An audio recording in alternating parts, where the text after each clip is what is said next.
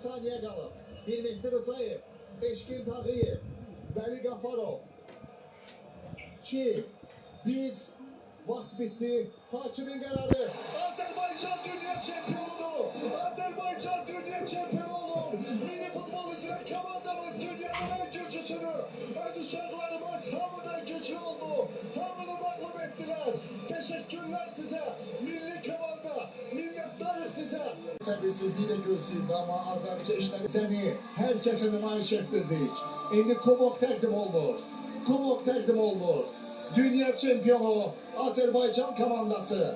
Dünya çempionu Azerbaycan seçmesi. Azerbaycan millisi 2025. yılın dünya çempiyonudur. Azerbaycan seçmesi. Öz uşaqlarımız dünya çempionu olur. Bize qələbə çox yaraşır. Bu 12 gün ərzində çox heyecanlı məqamlar keçirdik. Çox narahat olduq.